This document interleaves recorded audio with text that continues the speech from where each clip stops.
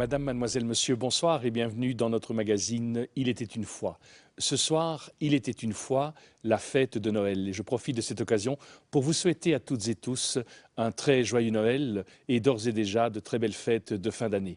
Pour converser un peu sur le sens de cette fête de Noël, je suis heureux d'accueillir ce soir sur le plateau Timothy Ratcliffe, ancien maître de l'ordre des Dominicains, auteur de nombreux livres et conférencier, globetrotter, je pense qu'on peut le dire. Timothy Ratcliffe, bonsoir. Bonsoir, Et merci d'avoir accepté notre invitation. c'est un plaisir. Joyeux Noël également. Vas-y, joyeux Noël. Voilà. Alors, Timothy, pour vous, qu'est-ce que la fête de Noël?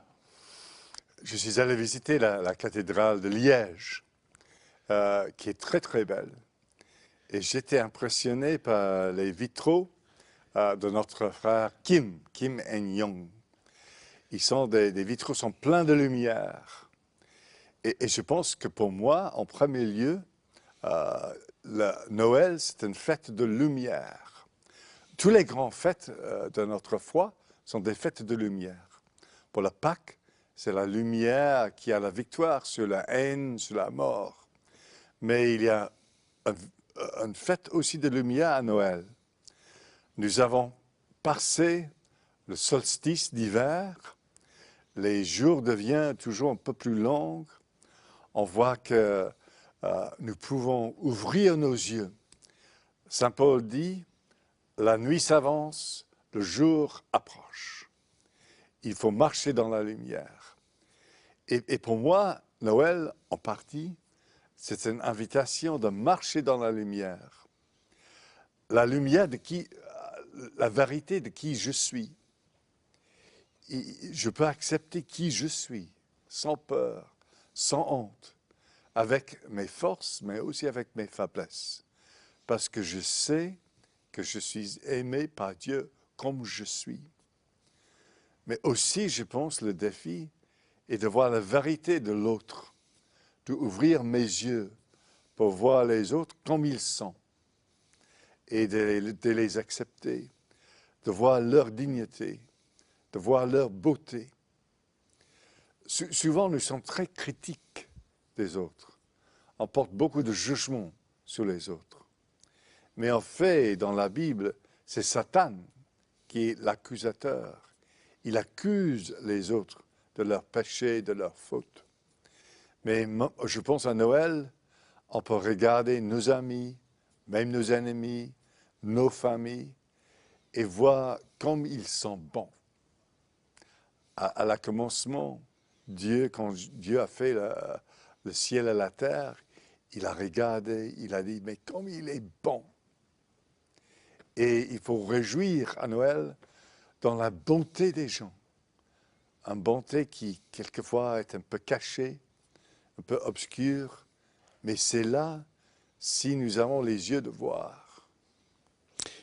Cette lumière dont vous parlez, comment est-ce qu'on peut voir cette lumière dans cet enfant, dans ce nouveau-né, dans une mangeoire, dans une crèche? C'est intéressant que c'était les gens petits qui l'ont remarqué, les gens puissants, les rois, les gouverneurs, ils n'ont pas remarqué qu'il y avait ce petit enfant caché parmi les pauvres. Mais c'était les pauvres qui l'ont remarqué. Et je pense, chaque enfant, il faut apprendre le voir.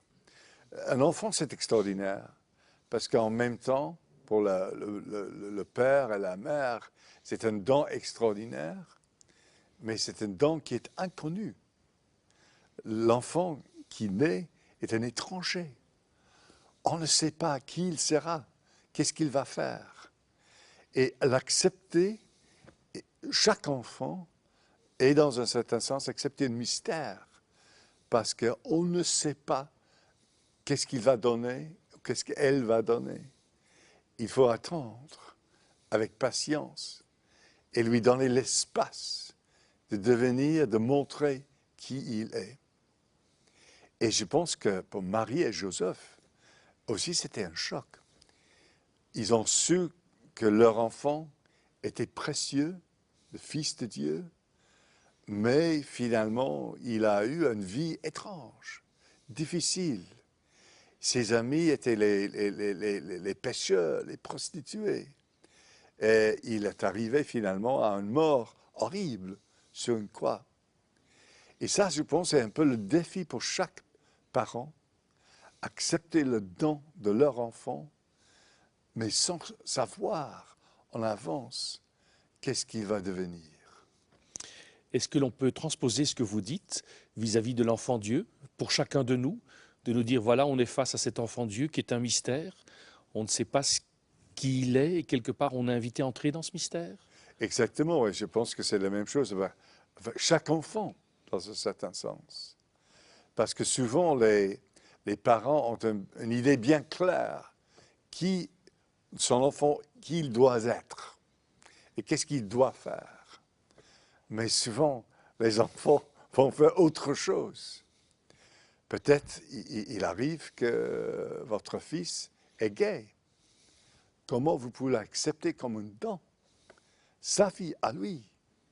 Ou peut-être on a voulu avoir un fils qui est un homme d'affaires pour vous soutenir quand vous êtes vieux, mais il va devenir un artiste. Mais je pense l'art d'accepter l'autre et de savoir qu'il ou elle, il est un don, même si nous ne savons pas en avance comment et qu'est-ce qu'il va donner. Et d'après vous, pourquoi fallait-il que Dieu s'incarne? Pourquoi Dieu devait-il devenir l'un de nous en cette fête de Noël? Il a voulu partager tout ce que nous sommes, parce que nous sommes invités finalement de partager tout ce qu'il est. La chrétienté, ce n'est pas une vision morale, ce n'est pas simplement une éthique, c'est le partage, que nous sommes en communion avec Dieu. Et c'est pour cette raison que chaque dimanche, nous avons la Eucharistie. Jésus dit, « Ceci est mon corps donné pour vous, donné à vous. Je veux me donner à vous. » Et cette générosité qui est le centre de notre vie. Et c'est pour cette raison que ça commence avec son partage de notre naissance, de notre vulnérabilité.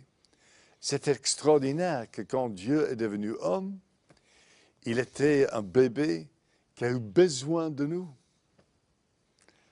Souvent, nous sommes trop fiers de reconnaître que nous avons besoin des autres.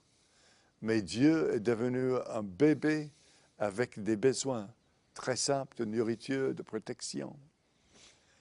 Vous avez le sentiment que l'enfant Jésus nous tend les bras et nous invite à le prendre en cette fête de Noël, quelque part, que Dieu nous invite à le porter? C'est une image qui est très, très beau. Et il faut le porter comme finalement nous offrons nos mains de l'accepter. Il est intégré en nous, vulnérable.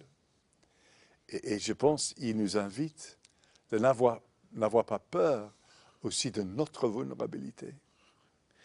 D'une certaine manière, entrer dans le mystère de Noël, ce n'est pas une invitation à la liberté?